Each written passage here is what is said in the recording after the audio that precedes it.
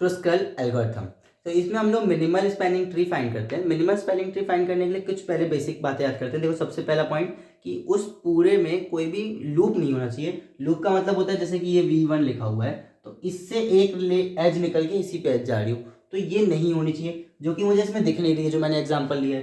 तो ये तो ठीक है, पहला पॉइंट। दूसरा, पैरेलल एज नहीं होनी चाहिए। पैरेलल एज क्या होती है? जैसे ये V1 है और ये V2 है, तो इस पे अगर एक एज ये जा रही है, एक एज ये जा रही है, तो ये दो एज है, तो इसलिए से पैरेलल एज बोलते हैं। तो वो भी नहीं होनी चाहिए, तो इसमें वो भी नहीं है। तो ये दो कंडीशन तो चलो सेटिस्फाइड है, कोई दिक्कत नहीं है।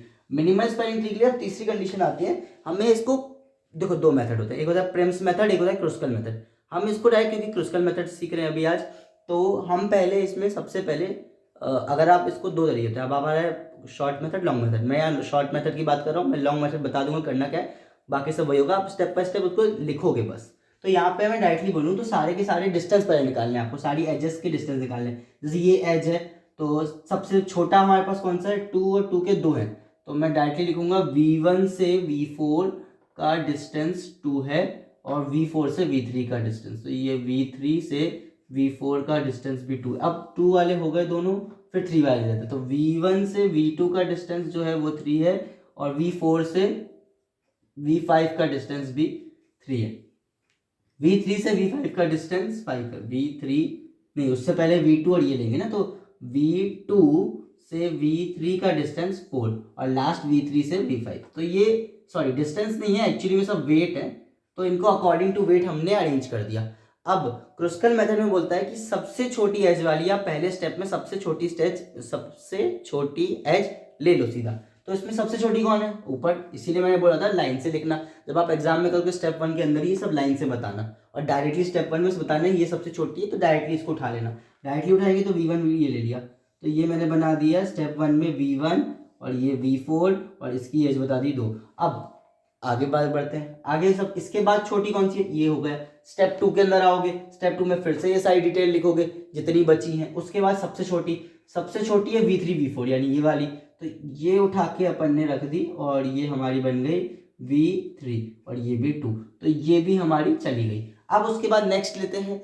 नेक्स्ट अपन कौन सी लेंगे? थर्ड वाली, लाइन से ही चलना है। V1 V2 जो है वो 3 कंटेन कर रहा है, V1 V2 ये रहा, तो इसको बढ़ाया, इसको लिया, ये हमारा V2 और ये हमारी 3। अब ये भी हो गई। अब अपन नेक्स्ट लाइन से लेंगे, ये सब स्टेप में लिखना है। सब में आप जब करोगे, जैसे नेक्स्ट स्टेप 4th स्टेप आएगा, 4th स्टेप में ये तीनों पहले बताओगे, उसके बाद बताओगे कौन सी सिलेक्ट कर रहे हो। तो सबसे पहले देखो 4, ये वाली V4 से V5 जो है वो 3 दिख रही है मुझे, तो V4 से V5 को अपन 3 ले लेते हैं, यहाँ से V4 V5 3, तो ये भी हमने सिलेक्ट कर ली, ये 3 हो गई। अब नेक्स्ट हम कौन सी लेंगे? अगली V2 V3 लेंगे। चलो V2 V3 देखते हैं। तो V2 V3 को अगर जोड़ा तो ये तो देखो एक कंप्लीट साइकिल बन जाएगी।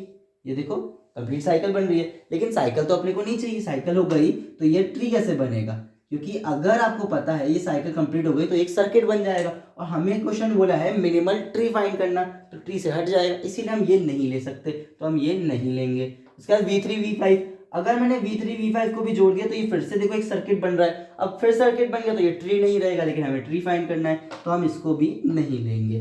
अब इतना करने के बाद ये हमारा रेडी हो गया। लेकिन क्या ये मिनिमल है कि नहीं है, पहला ये सवाल। तो इसको चेक करने का तरीका होता है कि जितनी नंबर ऑफ वर्टेक्स हैं उससे एज जो होनी चाहिए एक कम होनी चाहिए बेसिकली। तो नाउ चेक कितनी हमारे पास है, तो 1 है, 2 है, कहाँ गए, 1 2 3 4 5 वर्टाइसेस हैं, मतलब बेसिकली वर्टाइस हमारे पास 5 है, तो एज कितनी होनी चाहिए? सही, यहाँ मैंने उल्टा लिख दिया था, edge is equal to vertex minus 1 होना चाहिए। तो यहाँ पे एज 4 होनी चाहिए, तो 1 2 3 4 एज हैं, तो ये जो फॉर्मूला है ये वेरीफाई हो रहा है, edge is equal to vertex minus 1, ये वेरीफाई होना चाहिए था। मेरे को वहाँ प्लस लगाना था, गलती हो गई, सॉरी। तो this is the thing which is verified here, क्योंकि ये वेरीफाई हो गया इसीलिए हम इसे मिनिमल स्पैनिंग ट्री बोल सकते हैं। अब आता है वेट की बात, तो वेट निकाल देते हैं। इसका जो वेट निकलेगा वो निकलने वाला है 2 + 2 4, 4 + 2 + 2 + 3 + 3, ये हो गया 4 + 6, 10 आंसर आ गया। तो ये अपना पूरा क्रुस्कल मेथड कंप्लीट होता है यहाँ पर। अगले वीडियो में मिलते हैं एक और एग्जाम्पल के साथ।